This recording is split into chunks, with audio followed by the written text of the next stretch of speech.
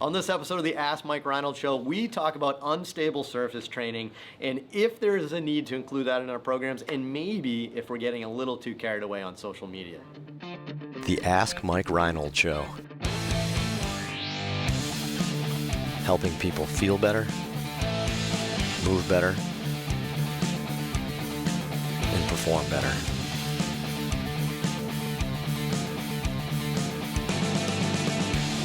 Before we get to the podcast, I wanted to make sure you knew about my free online course on the Introduction to Performance Therapy and Training. If you want to learn how to get started optimizing and enhancing performance, this is the course for you.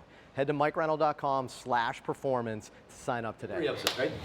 Welcome back, everybody, to the latest episode of the Ask Mike Reinold Show. We are here answering all of your physical therapy, fitness, sports, performance, business related questions on the show here. If you have other great questions, don't forget, go to mikereinold.com, click on that podcast link, and you can fill out the form to ask us some of your own questions, which would be amazing.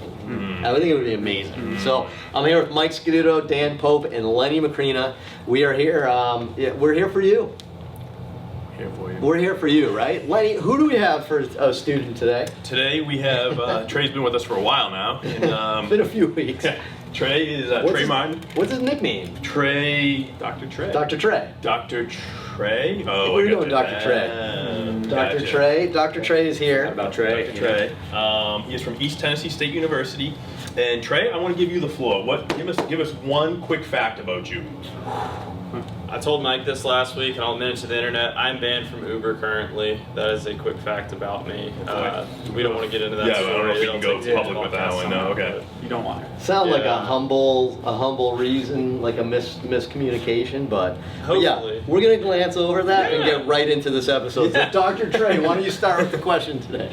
So Phil from Florida, there's been a lot of content on social media lately having pro athletes, specifically football athletes, on BOSU balls, standing on physio balls, and even having their eyes closed catching a football on a BOSU ball. What are your thoughts on this type of perturbation training? Is there good carryover, or is this just to gain traction on social media? Oof. What do you guys think? We actually get this question a good amount, or a question like this all the time. It seems like there's like two camps out there. Like the people that, this is social media people. People are just screwing around. Let's not take everything so seriously. Like, why is everybody so serious all the time? I think that's part of it. I think those posts are 100% intended to be entertainment. Yes. They're not telling you this is what you should be doing.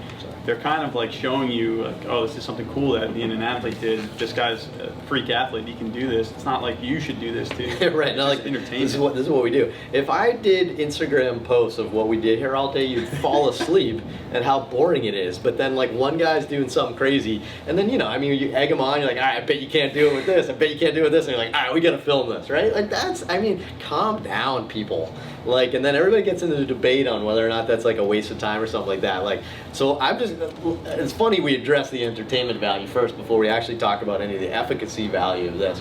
But like, my first opinion on all these people getting freaked out about these posts is calm down, right? Because you're talking about the other ones. Now, I will throw in there, anytime you do something that's like inherently unsafe, then that's probably stupid. You shouldn't really do that. But if like somebody's doing an overhead barbell squat on a physio ball, that's silly. But again, they're not doing it to educate you. They're doing it to entertain you. And just realize that that's what social media is, right? So I don't know, but let's switch gears, because I've actually seen some other people talk about this, how unstable surface training has no benefit, and it's just kind of like eyewash. So I don't know, who wants to start that? Lenny, you probably know a lot of the research on ACLs. Yeah, there's definitely research that supports it, and I think it's a little crazy to kind of throw it out. Or throw the baby out with the bathwater. Yeah. Poor baby. Poor baby. Poor bathwater. It's so wasteful. But I don't know.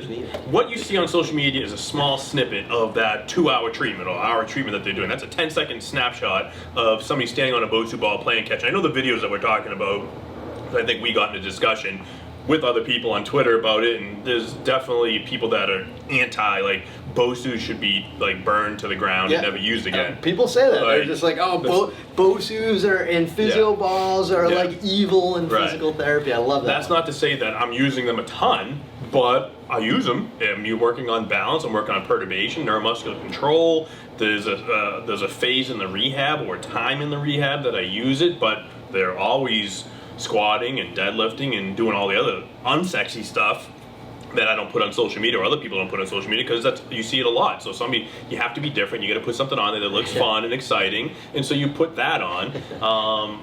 Coming from Alabama and Birmingham and Kevin, we did that a ton. We did sport codes and throwing a basketball at somebody while they're landing on unstable surface and doing a little perturbation training. There's numerous studies that say that perturbation training it can help with decreasing incidence of ACL injuries and lower extremity injuries. It's working on balance and control of the whole lower extremity and core. So why not incorporate it, but make sure you also have all the other stuff in their programs. That's, like I said, one small aspect of what they're doing. We always talk tiny about, aspect. We always talk about the why. Right? There's tons of whys here. So unstable surfaces are extremely effective at helping you develop balance, coordination, control. Control in two planes while you're moving in one plane, right? We talk about that all the time, where you're controlling the other planes while you're moving in the sagittal plane, for example. That's what unstable surfaces do for you. That's what perturbations do for you.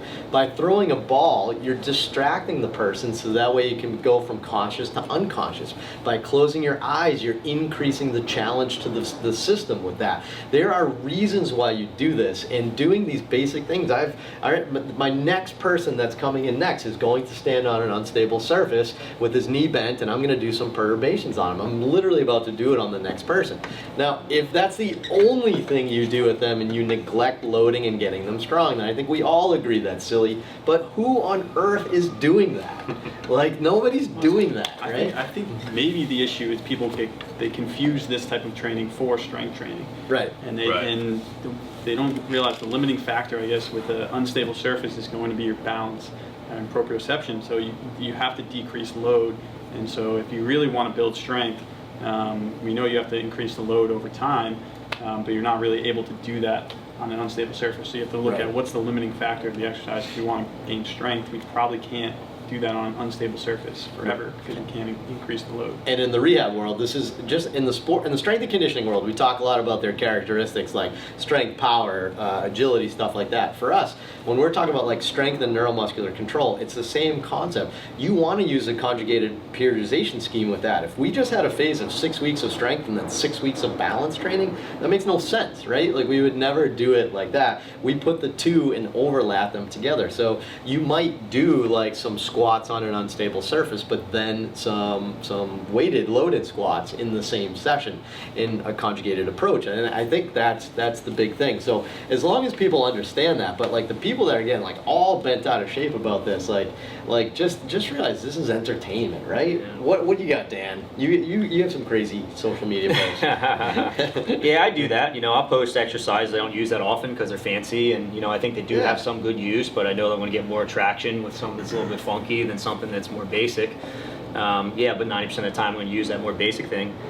In the clinic, I feel pretty strongly that you just need to make sure you're using the time appropriately. So if you have someone that has like an ACL tear, let's use that example since we talked about that a little bit, and you have 2 hours across the entire week, you have to work on so many different parameters, I'm sure that balance and perturbation training is going to make a small piece of that, but you have to really make sure you're hitting a lot of stuff, Right. Conditioning is going to be really important. Balance, building basic strength. You got to work multiple joints. Let's say you're doing some sort of manual techniques to improve range of motion. There's all sorts of stuff you have to focus on. So if you're using a lot of these high-level perturbation trainings, great, but make sure you're putting in the other stuff, just like everyone else has said. That's super important. Yeah, well said. And I would say balance training is a small portion of what we do, right? We talk about this a lot, like in our research and stuff, but realize, I think this is where some of the people get hung up a little bit here, is that there's actually studies that compare strength training versus neuromuscular training. But just realize that's because that's how you conduct research. That doesn't mean you only can choose one. Like, you can put them both together. And like Dan said, it's a very small piece of the pie, right? Like, if we're just talking about a 60-minute block, if you're doing more than 10 minutes of neuromuscular control, it might be too much. We would probably do 5 minutes at the beginning, 5 minutes at the end, and there's a lot of stuff in between for what we're doing. And I think that's actually been super helpful. So, the main point is like, look, it's easy to criticize a crazy post. But don't forget that there is still a need for balance training. And even I don't know if you were part of this. I was having a Twitter conversation with some people that I really respect and trust, and they were like, I'd never do that. And I'm like, well, come on. I mean, there's times you could use a Bosu ball. I mean, but then it's not evil. Like, if it can help you with certain objectives, but just realize that might be a very small objective, like Dan said. So, just like everything else, put it all together. There is no right answer. Put it all together, and I think that's the big thing. And just realize that a lot of this is just entertainment. Don't get bent out of shape on social media, right? Yeah, agreed. Awesome. So good question. I'm glad we kind of covered that. I think that was a good one. If you have another question like that, feel free, MikeReinold.com, click on that podcast link and fill out the form, and we'll keep answering away. We'll see you on the next episode.